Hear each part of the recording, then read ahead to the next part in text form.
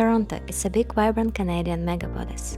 Downtown Toronto is a perfect place to start exploring the city. Impressive skyscrapers mixed with older architecture, beautiful vibrant streets, and business vibes are the things I remember the most from my encounter with downtown Toronto. Make sure to visit Nathan Phillips Square, where you can find Toronto Sign and Toronto City Hall.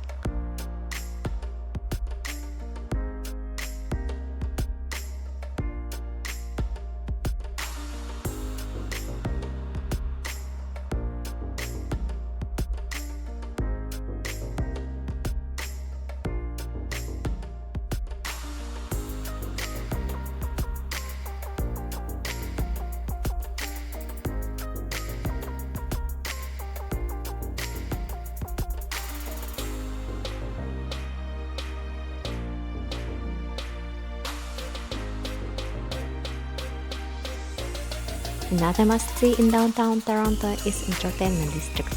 Here located Ripley's Aquarium and CN Tower.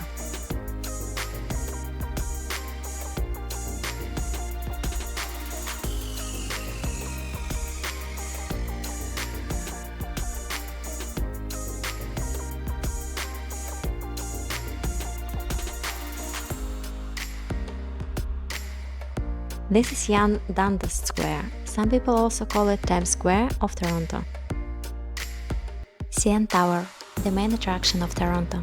You can see it almost from everywhere, proudly standing above this huge and vibrant city. CN Tower has amazing 360 degrees views over downtown Toronto. It has a perfect elevation to enjoy the panoramic view of the whole city, but also see a lot of details. The views are outstanding, but the tickets are costly. You can also combine panoramic views with a dine-in experience in the 360 restaurant on top of the tower, which completes a full rotation every 72 minutes. If you choose this option, you can also access the main observation level for free, but dine-in won't be cheap. Ripley's Aquarium of Canada.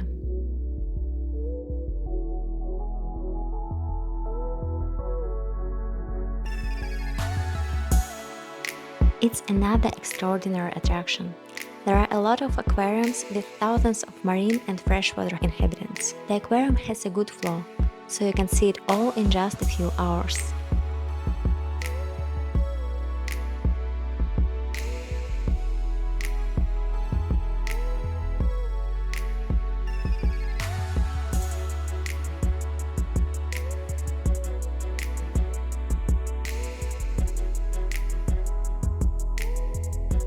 One of the best parts of Ripley's Aquarium of Canada is the amazing tunnel with the sharks and stingrays swimming above your head. It's an absolutely astonishing experience.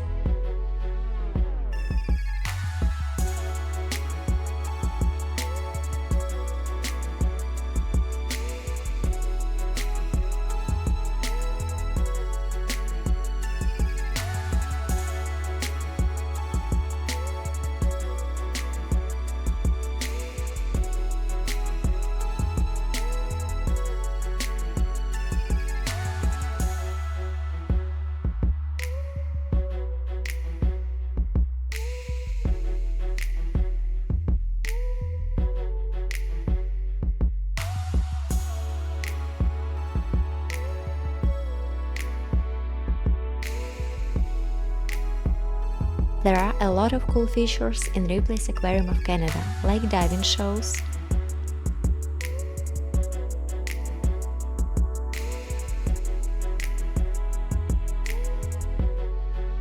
crawling spaces for kids and some adults, where you can crawl under the aquarium and become part of the exhibition, the life support system gallery, where you can see how everything works. Another cool experience is an open pool with stingrays, where you can touch them. It looks like these beautiful species don't mind it and swim close to the edge where the crowd is waiting to pet them.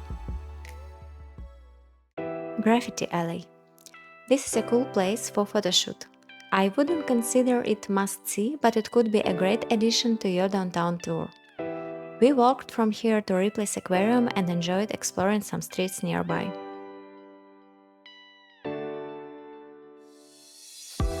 If you have enough time in Toronto, I would recommend to explore Toronto Islands. There are a lot of great places to see. You can just buy a regular ticket and take ferry. With a very limited time, we jumped on the ferry towards island and captured stunning sunset time-lapse. I wish there were more time to explore, but anyway, it was the most spectacular view from the whole Toronto trip.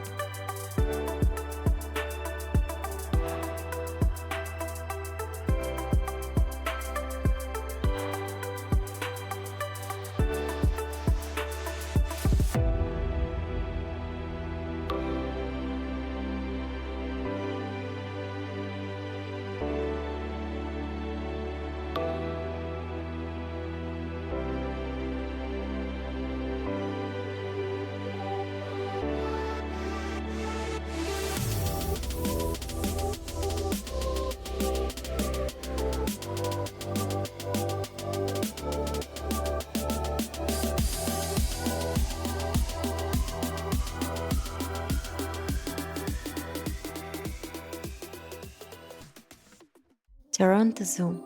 This is huge spaces, lots of animals, and tons of great memories. The vast territory of the Toronto Zoo is divided into 7 geographic regions: Australasia, Americas, Tundra Track, Indo-Malaya, Africa, Canadian Domain, Eurasia. There is a huge selection of animals from each region. It's easy to notice that animals are well kept and most of them live in open spaces. But there are still some cages. Even though it would be awesome to see all the animals running free in their natural habitats, Toronto Zoo looks like a decent place, and I think of it as an opportunity for kids and adults to explore wildlife and develop respect and compassion. If you plan to add Toronto Zoo to your Toronto bucket list, remember it's a vast space. Ideally, I would plan for the entire day, or at least 4-6 hours. We spent a lot of time there and couldn't see all the inhabitants.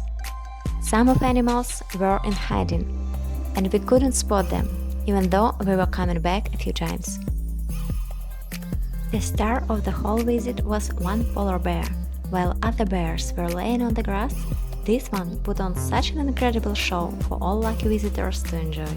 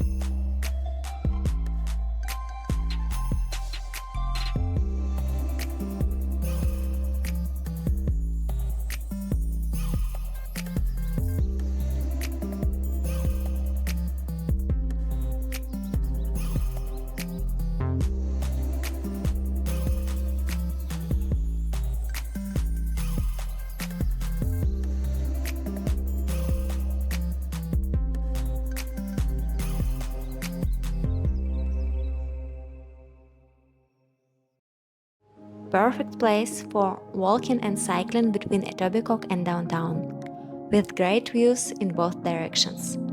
Make sure to get to the stunning bridge with beautiful downtown views.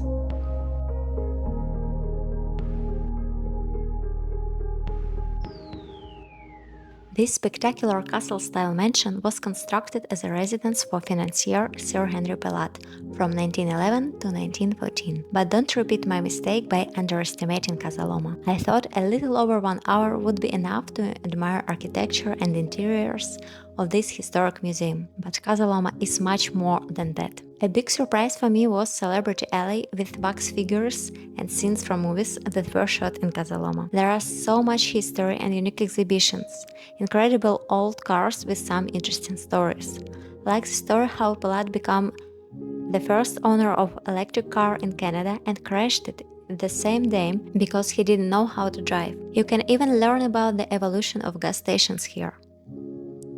Also, there are stunning interiors, amazing garden and castle tower with spectacular panoramic views.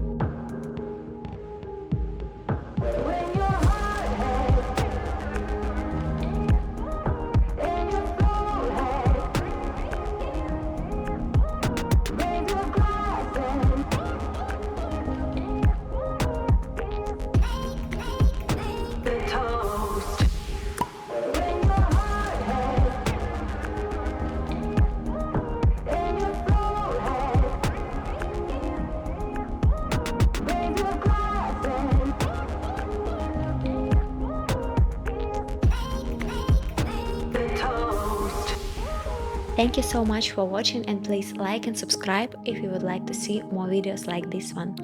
It will help me a lot and inspire me to create more content. Thanks for being here. Bye bye.